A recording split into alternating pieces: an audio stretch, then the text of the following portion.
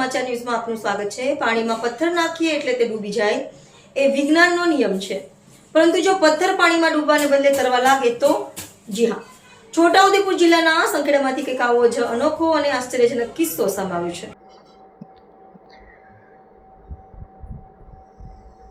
સંખેડા અને બહાદુરપુર વચ્ચેથી પસાર થતી પવિત્ર ઓરસંગ નદીના કિનારેથી એક અનોખો પથ્થર મળી આવ્યો છે। સામાન્ય રીતે ભારે પથ્થર પાણીમાં નાખતા જ તળિયે બેસી જતો હોય છે, પરંતુ આ પથ્થર પાણીની સપાટી પર સરળતાથી તરી રહ્યો છે। આ દ્રશ્ય જોઈને નદી કિનારે હાજર સ્થાનિક લોકો પણ દંગ રહી ગયા હતા। જેવા અનોખા તરતા પથ્થરના સમાચાર વિસ્તારમાં પ્રસરી કે તુરંત જ લોકોના ટોળે તેને જોવા માટે ઉમટી પડ્યા હતા। લોકો માટે આ કૌતુક અને શ્રદ્ધાનો વિષય બન્યો છે।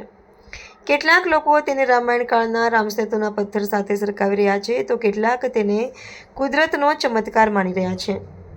જોકે વિજ્ઞાનના નિષ્ણાંતોના મતે આવા પથ્થરોને પ્યુમિસ સ્ટોન એટલે કે જ્વાળામુખીના લાવા અથવા છિદ્રાળુ ઘટકો કહેવામાં આવે છે। આ પથ્થરમાં અંદરથી દડાની જેમ હવા ભરેલી હોય છે અને તેની ઘનતા પાણી કરતાં ઓછી હોવાને કારણે તે પાણી પર તરે છે। હાલ તો આ અનોખો તરતો પથ્થર સમગ્ર સંખેડા અને છોટાઉદેપુર વિસ્તારમાં ભારે ચર્ચાનો વિષય બન્યો છે। લોકો તેને જોવા માટે દૂર દૂરથી આવી રહ્યા છે। વધુ અપડેટ્સ માટે જોડાયેલા રહો। રિપોર્ટર વિરેન્દ્રસિંહ દેસાઈ, શિનોર સમાચાર ન્યૂઝ, બોડેલી, છોટાઉદેપુર।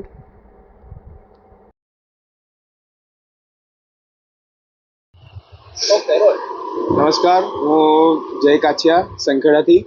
અમે અમારા તરતો પથ્થર ઓરસંગ નદીના કિનારેથી મળી આવેલો છે, જે અમે શુક્રવારે બપોરે જે વરસાદ પડતો હતો તે વરસાદ બંધ થયો તો અમારા વાઇલ્ડ કોમેડી સ્ક્વોડ કરીને ત્યાં ઇન્સ્ટાગ્રામ હેન્ડલ છે અમારી જોડે, ત્યાં અમે વિડીયો બનાવી છે। ત્યાં અમે વિડીયો શૂટ કરવા માટે ગયા હતા અને ત્યાં જ અમને પેલા અમે ચપટા પથ્થર હોતા હતા, પણ ત્યાં અમને આ માણસને આ કુશલ કરીને એને આ પથ્થર મળ્યો। પણ જો કે એ પથ્થર આવ્યો જે પથ્થર હતો તે નાખવા જતો હતો નદીમાં, પણ એ મને આપ્યો એને મેં જોયું કે આ પથ્થરમાં કંઈ તો છે પથ્થર, પણ લાગે છે હલકો ને એમ તરે એવો, તો અમે પાણીમાં તરવા નાખ્યો તો પાણીમાં તરતો હતો, તો અમે તરતો જોઈ અને પછી અમે ઘેર આવીને અમારા એમાં મૂક્યો છે।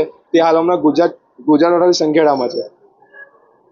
હવે આ પથ્થરમાં ખબર નહીં શું છે તે, હવે આપણે અમે મળ્યો કંઈ અલગ લાગ્યું એટલે અમે લઈને આવી ગયા છે ઘરે।